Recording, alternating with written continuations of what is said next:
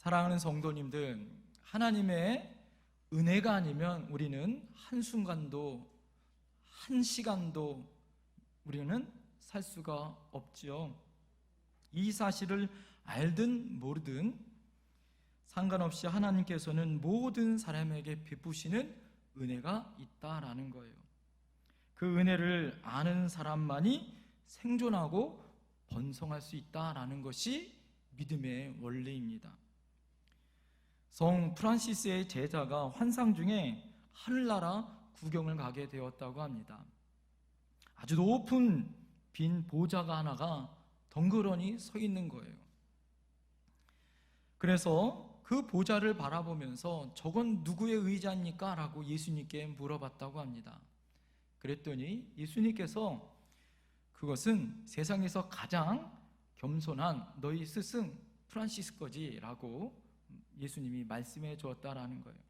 그 이야기를 들었던 이 제자가 아무리 자기의 스승이지만 너무 예수님이 그런 칭찬을 받았던 그 스승의 이름을 들었을 때 너무 시기와 질투가 생긴 거예요. 야, 우리 스승이 아무리 대단해도 내가 저 의자에 앉아야 되는데 라는 질투된 마음이 생겼다라는 거예요.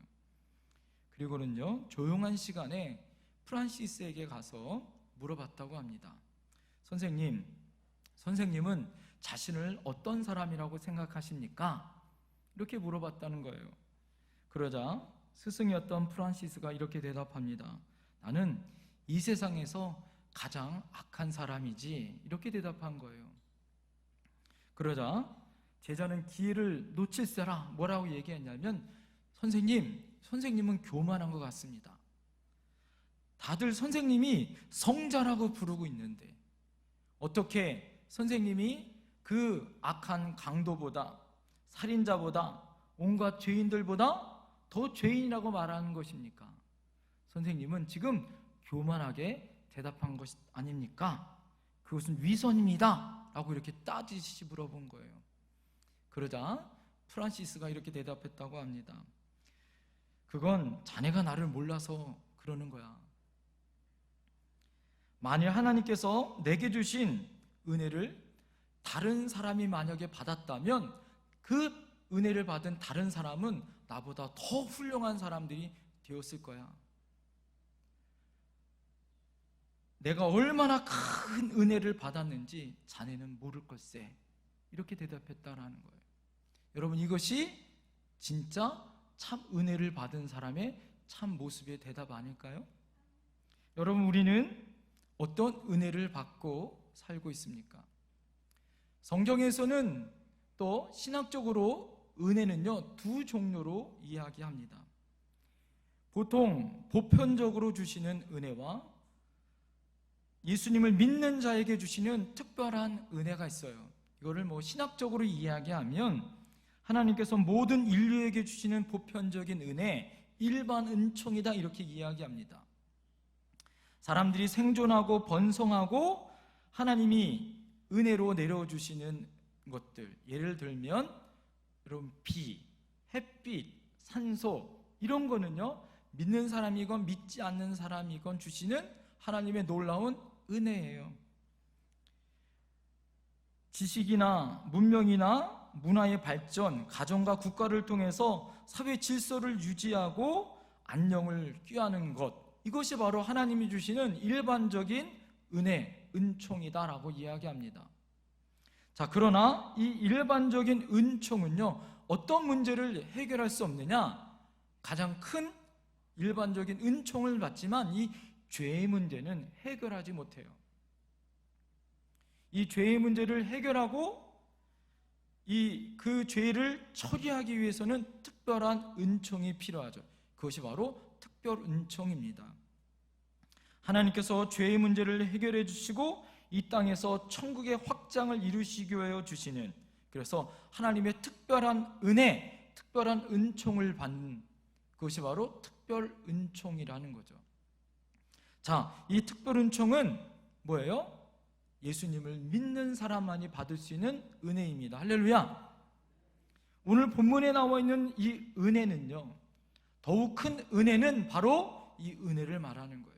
일반 은총이 아니라 주님이 우리에게 주시는 두 번째 구원함으로 얻는 특별 은총을 말씀하고 있더라라는 거예요. 여기서 말하고 있는 은혜라는 말은요, 카리스란 말이에요. 카리스. 이 말은 무엇이냐면 기쁨으로 주어지는 좋은 선물. 여러분, 기쁨으로 주어지는 좋은 선물은 뭐예요? 뜻밖의 선물이에요. 요즘에 추석 선물을 여러분 주기도 하고 받기도 많이 하잖아요. 뜻밖의 선물을 받을 때 어떻게 해요? 전혀 생각지도 못하고. 그런데 그걸 뭐예요? 값없이 받은 거예요. 나는 저 사람한테 아무것도 한 것도 없고 오히려 미안한데 오히려 값없이 주시는 놀라운 선물을 받는 것, 이것이 은혜다라는 거예요. 값없이 보혈의 공로로 주어주시는 은혜. 할렐루야. 여러분, 우리는 죄를 지어 지옥 갈 수밖에 없고, 여러분, 죽을 수밖에 없는 우리들을 예수 그리스도의 보혈로 말미암아 우리는 죄인에서 의인 되어진 줄 믿습니다. 이것이 우리에게 주어지시는 특별한 은혜, 특별한 은총이다라는 거예요. 우리는 이 은혜로 살아가는 사람이에요. 그래서 우리는 은혜 없이는 살 수 없는 거죠. 그래서 은혜를 주신 하나님 앞에 날마다 감사하며 살아야 하는 것이 믿음의 삶인 거예요. 오늘 본문 6절에 보세요. 그러나 더욱 큰 은혜를 주시나니 라고 말합니다. 여기서 더욱 큰 은혜라는 것은 뭐예요? 그냥 은혜가 아니라 거기에 더 큰 은혜를 주시는 풍성한 은혜다라는 거예요. 우리에게 주시는 은혜에 은혜를 더해 주시는 은혜, 바로 풍성한 은혜다라는 거예요. 사랑하는 성도님들, 여러분들은 은혜에 더욱 큰 은혜를 받아야 할 줄 믿습니다. 여러분, 우리는 예수 그리스도의 이름으로 특별한 은혜를 받았어요. 그러나 오늘 주님 전에 나와 더욱 큰 은혜를 받을 수 있는 저와 여러분들이 되어야 할 줄 믿습니다. 여러분, 그 은혜를 받을 때 어떻게 해요? 우리가 지고 있는 무거운 짐이 가벼워지는 거예요. 여러분, 그 은혜를 받을 때 슬픔에서 기쁨으로 바뀝니다. 날마다 살맛 없는 인생이 살맛 나는 인생으로 바뀌는 거죠. 여러분, 그래서 그 은혜를 받은 사람은요, 삶의 태도가 틀려져요. 봉사를 해도 지치지 않아요. 식당 당번을 해도 찬송이 나와요. 할렐루야. 교회 청소를 해도 왜 나만 이래? 이게 아니라 뭐예요? 할렐루야, 할렐루야. 힘이 생겨요. 할렐루야. 자원하는 마음으로, 책임과 의무가 아니라 하나님 앞에 감사하는 마음으로 능히 감당할 수 있더라라는 거죠. 왜 그래요? 하나님의 은혜를 생각하면, 하나님이 나에게 주신 은혜를 생각하면 너무나도 감격해서 어떻게 보답할 수 없어 내가 그것 봉사하는 것조차도 감사하는 은혜다라는 거예요. 이미 여러분, 우리는 이 은혜를 받은 사람인 줄 믿습니다. 그러나 오늘 본문에 보면 하나님은 그 은혜에 더욱 큰 은혜를 주시겠다고 말씀해 주고 있어요. 그러면 어떻게 우리가 이 하나님의 더욱 큰 은혜를 받을 수 있을까요? 야고보 사도는요, 오늘 세 가지를 통해서 오늘 우리에게 더욱 큰 은혜를 주겠다라고 그 비결과 자세를 우리에게 알려줍니다. 그 첫 번째가 뭐냐? 첫 번째는 더 큰 은혜를 받으려면 맨 먼저 겸손해야 한다는 거예요. 뭐 해야 된다? 겸손해야 된다라는 거예요. 여러분, 우리 6절 말씀 다 같이 한번 읽어보겠습니다. 6절 다 같이 시작. 그러나 더욱 큰 은혜를 주시나니 그러므로 일렀으되 하나님이 교만한 자를 물리치시고 겸손한 자에게 은혜를 주신다 하였느니라. 아멘. 여러분, 은혜를 받으려면 뭐예요? 자세를 낮춰야 한다라는 거예요. 고개를 숙이고 허리를 굽혀야 한다라는 거예요. 이것이 바로 겸손이다라는 거예요. 사랑하는 성도님들, 교만은요, 은혜를 가로막는 방패와 같습니다. 교만은 하나님의 은혜를 꺾고 무너뜨려요. 교만은 성공을 무너뜨리고 행복을 무너뜨린다라는 거예요. 돈을 벌었다고, 여러분 공부를 많이 했다고 성공합니까? 오히려 공부를 많이 하고 돈을 많이 벌고 얼굴이 이쁜 것 때문에 어떻게 해요? 더 교만해요. 그래서 하나님 앞에 더 가까이 나가지 못할 때가 있더라라는 거죠. 오히려 그 교만 때문에 하나님 앞에 징계를 받거나 고난을 받을 수 있다라는 거예요. 그런 면에서는 여러분, 우리는 너무 감사하잖아요. 가진 것 없고 얼굴도 그저 그렇고. 여러분, 그것에 그래서 은혜가 있는 거예요. 할렐루야. 한번 옆에 사람 보세요. 정말 은혜가 넘치나 안 넘치나. 여러분, 우리에게 하나님이 주시는, 내가 가진 것 없고 못 배우고, 좀 못생겨면 어때요? 주님의 은혜가 있고 하나님의 은혜가 있는데, 할렐루야. 본문에 보면 교만한 자를 물리치시고 겸손한 자에게 은혜를 주시겠다고 주님이 말씀하고 있습니다. 교만한 사람은 말씀을 통해서 임하시는 하나님의 은혜를 받을 수 없어요. 왜요? 내 안에 자아가 꽉 찼는데, 내가 잘났는데. 하나님의 말씀이 들립니까? 들을지 못하는 거죠. 깨닫지 못해요? 하나님의 은혜의 말씀이 심겨질 수가 없어요. 왜요? 내가 찾고 내가 잘났는데.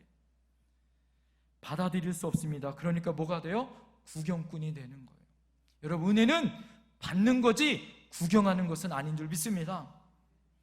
어느 주일 아침 스코틀랜드의 유명한 설교가였었던 어스킨 목사님이 설교하는 교회에 이 스칼렛이라는 여자가 교회에 이 어스킨 목사님이 이 스코틀랜드에서 설교를 잘한다는 소문이 나서 그 교회에 방문을 한 거예요. 그리고 교회를 구하기 위해서 여러 교회를 다니다가 이 목사님 교회에 와서 예배를 드렸다고 합니다. 그런데 첫날 와서 너무 큰 은혜를 받은 거예요. 은혜를 받고 난 다음에 두 번째 주일날 갔어요. 똑같은 목사님이 말씀을 전하는데 두 번째 갔을 때는 은혜를 못 받았어요. 그래서 예배 후에 목사님하고 상담을 했다고 합니다. 목사님, 이상합니다. 제가 첫 번째 주일날에는 목사님의 말씀을 들으면서 너무 은혜를 받았는데 두 번째 주일 때는 이상하게 목사님 설교가 은혜가 안 돼요.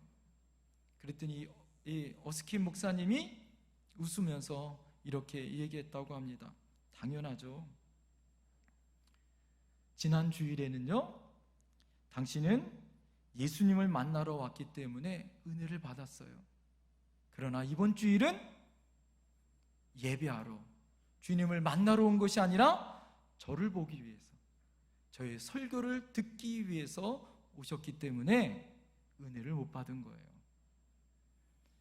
사랑하는 성도님들, 은혜 받는다는 것은 뭐예요? 내 것을 내려놓아야 하는 거예요.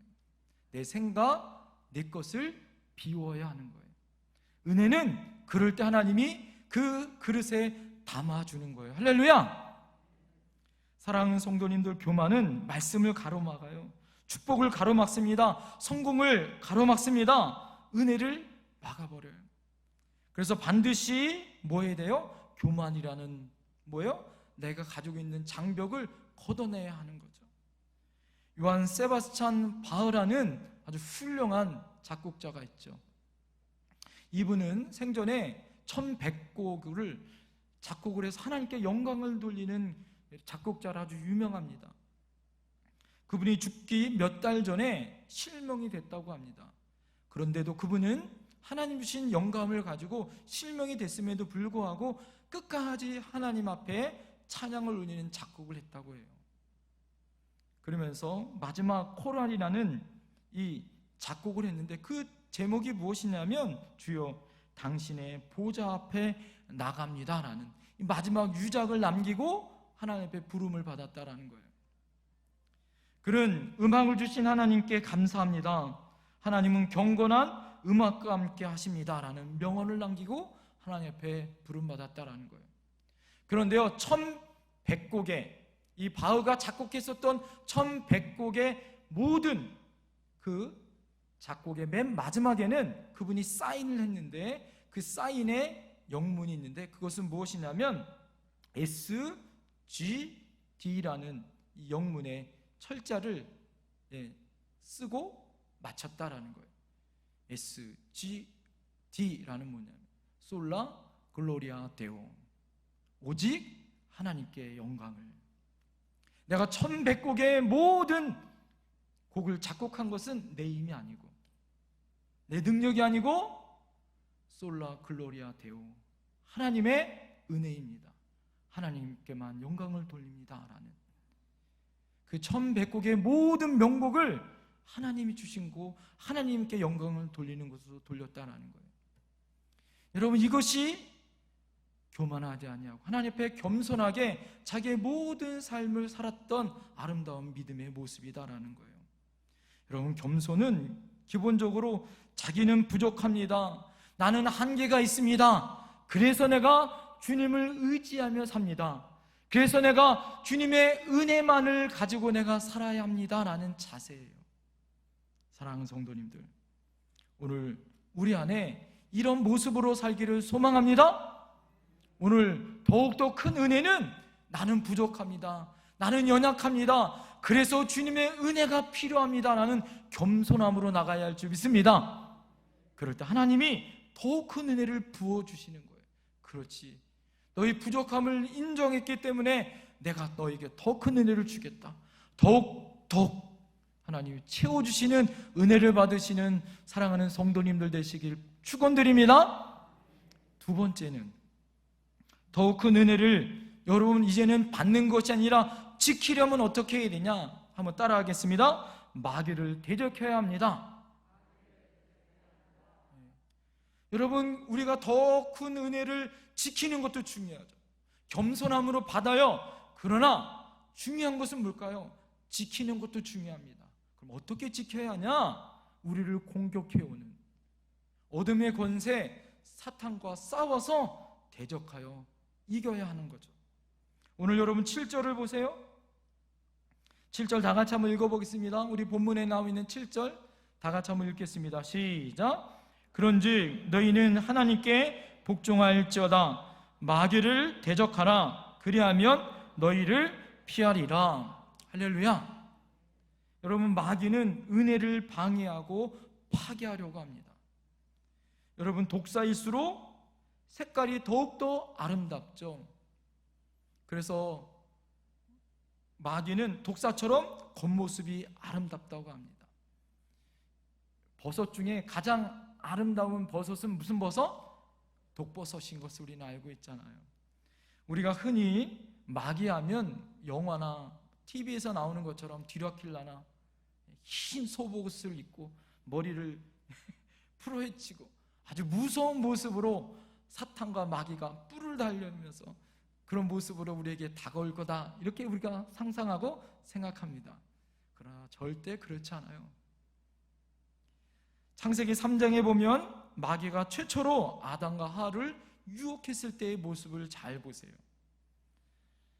마귀가 뱀을 도구로 삼아서 하와에게 뭐요? 말로 수작을 걸어요. 드라큘라나 어떤 유령으로 귀신처럼 무서운 모습으로 다가오지 않았습니다. 달콤한 말로 뱀이 뭐예요? 하와와 아담을 유혹하잖아요. 여러분, 그 이야기를 건너면서 어떻습니까? 그럴싸하게 논리적으로 합리적인 것처럼 말합니다. 여러분, 그것이 바로 마귀의 수법이다라는 거예요. 그때 아담과 하와가 뭐예요? 사탄아 물러가라! 라고 강력하게 대적하고 싸워서 이겼다면 좋았을 것을 어떡합니까? 그렇지 못했습니다. 마귀의 말에 귀를 기울이고 손을 잡고 타협했기 때문에 실패했죠. 유혹과 시험에 빠졌습니다. 그러나 어떻습니까? 둘째 아담이신 우리 예수 그리스도께서는 마태복음 4장에 보면 마귀의 유혹을 이기십니다. 40일 동안 금식하셨지만 이 세 가지의 유혹을, 시험을 어떻게 이기셔요? 마귀가 대적하여 예수님의 태도는 단호하고 분명했어요. 사람이 떡으로만 사는 것이 아니요 하나님의 입에서 나오는 말씀으로 사느니라. 할렐루야. 주 너희 하나님을 시험치 말라. 사단아 물러가라. 단호하고 명료하게 꾸짖어 대적하시고 이기셨어요. 마태복음 4장 11절에 보면 이에 마귀는 예수를 떠나고 천사들이 나와서 수정드니라 라고 말씀합니다. 사단이 어떤 모습으로 접근하든 어떤 조건으로 유혹하든 사탄아 물러가라 라고 명령하고 마귀를 쫓아 대적하여 나갔을 때 뭐예요? 오늘 성경에 나온 것처럼 마귀는 물러가고 천사가 수종드는 줄 믿습니다. 고린도후서 11장 13절에서 11절에 보면요, 사단의 무기는 세 가지예요. 성경에 보니까 여러분 그것을 위장하고 가장해서 그리스도의 사도로, 광명한 천사로, 의의 일꾼으로 가장해서 우리에게 다가온다라고 얘기해요. 풀이해서 이야기하면 그리스도의 종처럼 다가온다는 거예요. 천사처럼 아주 멋있고 거룩하게, 또 정의를 구하는 일처럼 꾸미면서 그 속에 사탄의 마음을 가지고 다가온다라는 거예요. 머리를 풀어헤치고 귀신처럼 무섭게 다가오는 게 아니다라는 거예요. 그래서 여러분, 사단이 사용하는 흉기 세 가지가 있다고 합니다. 첫 번째가 뭐냐? 따라합니다. 반대. 사단이 쓰는 무기 중에 흉기가 뭐냐면 반대라는 거예요. 사단은 창세기서부터 지금까지 하나님의 일을 반대했어요. 예수님을 반대하고 교회를 반대하고 하나님의 사역을, 좋은 일을 반대했습니다. 그래서 사탄의 인사말은 뭐냐? 반대합니다 이러는 거예요. 두 번째 흉기가 뭐냐? 따라합니다. 무고. 무고라는 거예요. 무고. 요한계시록 12장 10절에 보면 사단은 형제들을 무고하던 자다라고 얘기해요. 세계에서 무고순위 1위 나라가 어느 나라냐? 바로 우리나라라는 거 여러분 아세요? 인터넷 댓글을 바라보면 정말 이름도 모르고 얼굴도 잘 모르지만 뭐 어떻습니까? 비방의 글, 욕하고 헐뜯고 결점을 두추원하고 협박하는 글들이 얼마나 많은지 몰라요. 여러분, 하나님이 용서하고 감싸느라고 하셨지, 뭐예요? 들추고 폭로하고 정죄하라고 그러지 않았어요. 그래서 마귀의 자녀들이 있는 곳은 뭐예요? 두 가지가 있어요. 폭로할까? 들출까? 이거예요. 사랑하는 성도님들, 하나님께서는 어떻게 해요? 용서하고 감싸고 사랑하라고 우리에게 말씀해 주신 줄 믿습니다. 세 번째 무기가 뭐냐? 화려한 유혹이다라는 거예요. 유난히 색깔이 튀거나 화려한 꽃을 보면 독이 있죠. 장미가 무서운 거 뭐예요? 가시가 있잖아요. 독사는 색깔이 아름답다라는 거예요. 요즘 사람들이 보면 좋아하는 게 뭐예요? 색깔 있는 거 좋아해요. 네? 알록달록하고 그렇잖아요. 화려하고 인기 있고 치는 거 좋아합니다. 여러분, 그것이 덫인 줄 몰라요. 그 덫 한 번 걸리면 헤어나기 어렵다라는 거예요. 사단이 유혹에는요 4단계가 있다고 합니다. 첫 번째 단계는 뭐냐면, 한번 따라해 보시겠어요? 누구나 다 하는 것이니까. 사단은요 이렇게 유혹한다는 거예요. 누구나 다 하는 것이니까. 이게 첫 번째 단계. 두 번째 단계, 한번 따라해 보시겠어요? 작은 것이니까. 사단처럼 한번 얘기해 보세요. 작은 것이니까. 세 번째 단계가 있다고 합니다. 따라해 보세요. 아직 젊으니까. 아직 젊으니까. 이게 마지막 4단계가 제일 무섭더라고요. 한번 해보시겠어요? 딱 한 번만. 이거에 다 넘어간다는 거예요. 이번 한 번, 딱 한 번만. 이거에 다 넘어간다는 거예요. 이번 딱 한 번만 내가 죄 짓고, 이번 딱 한 번만, 그러다 다 넘어간다는 거예요. 사랑하는 성도님들, 사단의 유혹은 아름답고 감미로워요.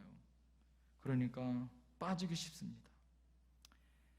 오늘 여러분, 하나님은 이곳에 뭐예요? 대적하라고 말씀하세요. 어떻게 대적하라고요? 하나님 말씀에 복종하라는 거예요.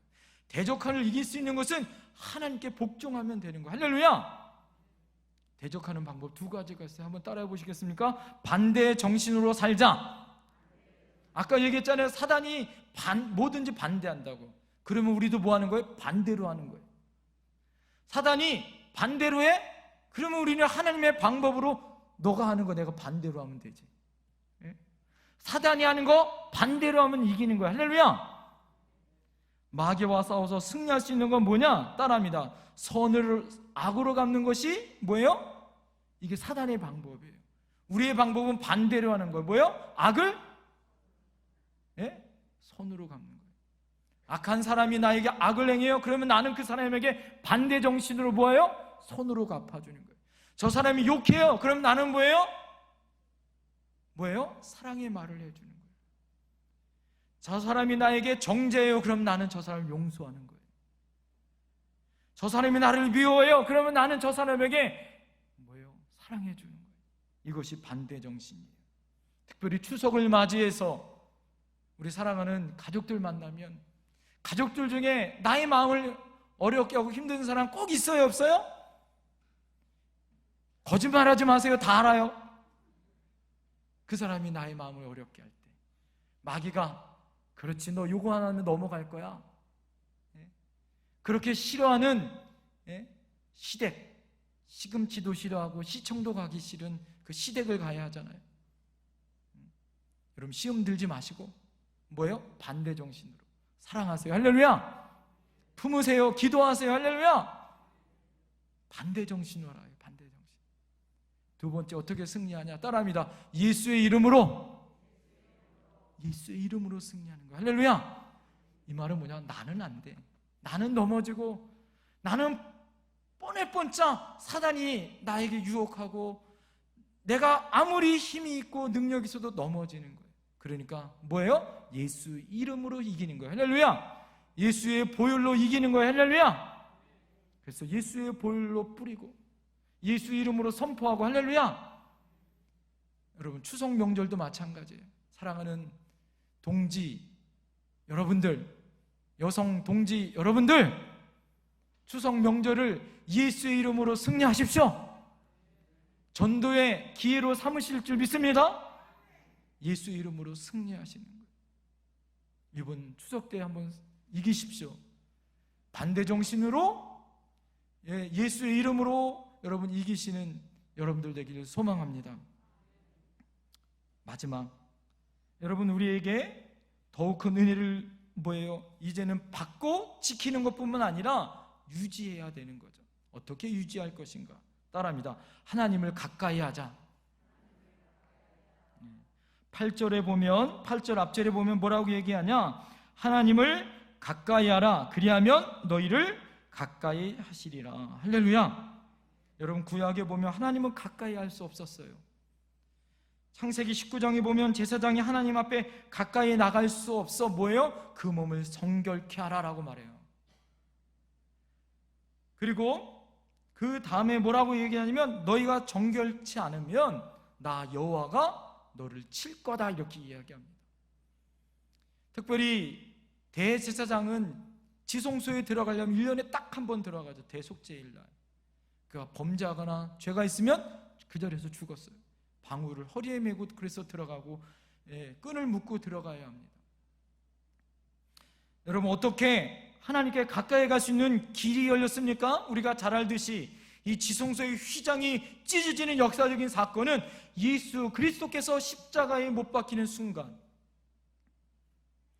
예수님이 인간의 모든 죄의 짐을 짊어지고 십자가에서 죽으시는 그 순간, 하나님과 우리와의 멀었던 관계가 회복되어져서 어느 누구나 예수님을 나의 구주로 믿고 나의 구주로 믿는 그 순간 하나님 앞에 담대히 나갈 수 있는 은혜를 얻은 줄 믿습니다.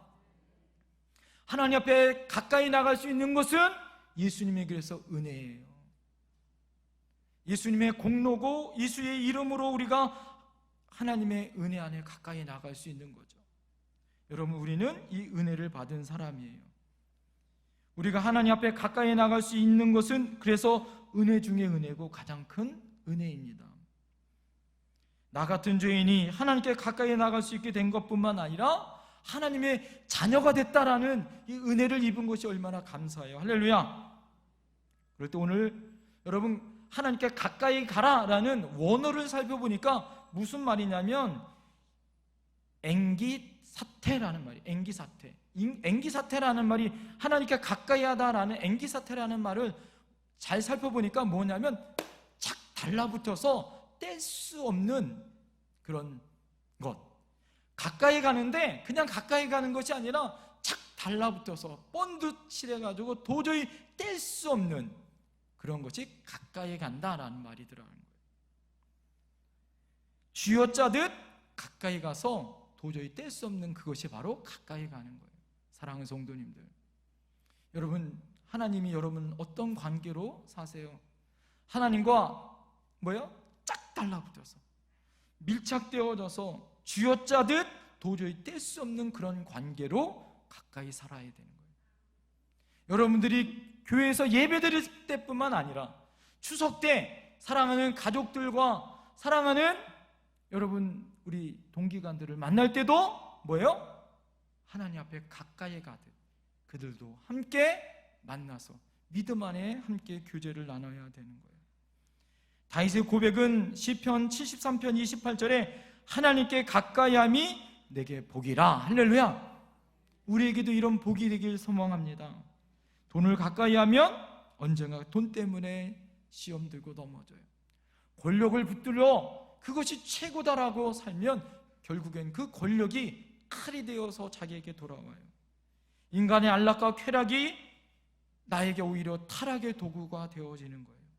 여러분, 우리는 하나님께 가까이 하는 것, 그것이 나의 믿음의 성장과 은혜 안에 사는 거다라는 거예요. 가인은 하나님 앞에 떠났다라고 이야기하지만 야곱은 하나님께 가까이하여 축복의 조상이 됐다라고 이야기합니다. 사랑하는 성도님들, 오늘 우리가 아무리 목마른 자고 죽은 것 같은 붉은 죄가 있을지라도 수고하고 무거운 짐진 자들을 다 가까이어 맞아주시는 그 주님과 함께 날마다 승리하시는 저와 여러분들이 되어야 할 줄 믿습니다. 오늘 이야기 하나만 하고 말씀을 마칠게요. 하버드 부모들의 자녀 교육법이라는 책이 있습니다. 작가 변윤숙 작가가 8명의 가족들이 하버드의 자녀들을 보낸 그 비법에 대한 책을 쓴 거예요. 그 책에 나오는 한 가정을 여러분에게 소개하고 말씀을 마치려고 합니다. 그 가정은 자녀 중에 4자녀 중에 2명의 자녀를 하버드 대학교에 보냈다는 거예요. 어떻게 그 학교에 보냈는지, 그런 축복을 받았는지를 내용을 썼어요. 원래 이 성호영 목사님은 우리나라에서 수학을 가리키는 교사였다고 해요. 그분이 수학 선생님을 하다가 컴퓨터를 더 배우고 싶어서 미국으로 유학을 떠난 거예요. 유학을 떠났는데 유학 떠나서 공부하면서 지내는 게 쉽지 않아요. 너무 힘들었다는 거예요. 아이들을 키우는 것조차 너무 힘들었다고 합니다. 여러분, 일하면서 공부하는데 그래서 어떻게 하냐? 아내는 세탁소에 가서 일을 할 수밖에 없었고 자기는 공부를 하면서 또 생계를 꾸려나가야 되니까 아르바이트를 계속했다는 거예요. 그런데 너무너무 힘들었다는 거예요. 아이들도 키워야 되고 공부도 해야 되고 돈은 없고. 그래서 어처구니 없이 하나님 앞에 넋두리같이 이렇게 기도했다는 거예요. 하나님 살아계십니까? 하나님이 정말 살아계시다면 내 아이가 지금 3명인데 넷째를 주세요. 이렇게 화가 나서 하나님 앞에 반항하듯 그렇게 기도했다는 거예요. 그런데 넷째를 줄 수 없었다는 거예요. 왜? 자기는 불임 수술을 했다는 거예요. 불임 수술을 해서 아기를 낳을 수 없는 거예요. 공장의 문을 닫았잖아요. 그러니까 하나님 앞에 반항하듯이 하나님 정말 살아계시다면 나를 이렇게 고생시키냐고, 그러면 넷째를 한번 줘보시라고 이렇게 얘기했다. 그렇게 넋두리같이 확 생각을 했는데 어느 날 갑자기 밥을 먹는데 아내가 욱 헛구역질 하더래요. 이게 뭐예요? 그래서 왜 그러냐고 막 토하고 그래서 병원에 갔더니 넷째 임신을 한 거예요. 야, 여러분 넷째 안 낳아보셨죠? 그 충격은요, 저는 알아요. 그 충격은요 말로 못합니다. 예? 그런데다가 뭐예요? 아이들 3명 키우면서 공부하고 생계를 꾸리고, 이거 뭐 비전도 없고 공부를 하는데 학위는 언제 받을지 모르고 너무너무 힘들고 어려운데, 그러니까 첫째 딸이 아기를 가졌다고 하니까 첫째 딸이 막 우는 거예요. 아빠, 우리는 어떻게 사냐고. 예? 첫째 딸이, 큰 첫째 딸이 우리는 어떻게 사냐고 막 울었다는 거예요. 예? 그래서 아빠가 너무 걱정인 거예요. 왜? 아내가 세탁소 다니면서 그래도 생계를 유지하면서 자기 공부하는 거 학교 뒷바라지 했는데 이건 너무너무 힘들고 어려웠어요. 하나님 앞에 이제는 더 큰 넋두리처럼 기도했다. 하나님, 그럴 수 있습니까? 예? 아니, 공장도 다 닫았고 이거는 아무것도 안 된다고 했는데 어떻게 내체가 생겨요? 상황은 너무너무 힘들잖아요. 그랬는데 하나님의 음성이 들리는 거예요. 너 그렇게 기도했잖아. 너 그렇게 기도했잖아. 내가 응답했는데 왜? 그러자 하나님의 음성을 들리기 시작하면서 이것이 하나님의 음성이다 생각하면서 더 열심히 기도했다는 거예요. 가족들이 모여서 이제는 자기뿐만 아니라 가족들 모두 다 하나님 앞에 기도에 힘쓰고 더욱더 가까이 하나님 앞에 나가 기도했다는 거예요. 그런데요, 정말 이 가정이 넷째가 나면서 풀리기 시작했대요. 예? 하나님의 은혜 가운데 뭐예요? 넷째가 낳는 10달 동안 열심히 기도했잖아요. 하나님 앞에 딱 달라붙어가지고 가까이 가서 하나님 앞에 기도했잖아요. 그러니까 뭐예요? 힘이 생겨요. 영적인 힘이 생기니까 환경을 이겨나가요. 가족이 하나 되어졌어요. 그뿐만 아니에요.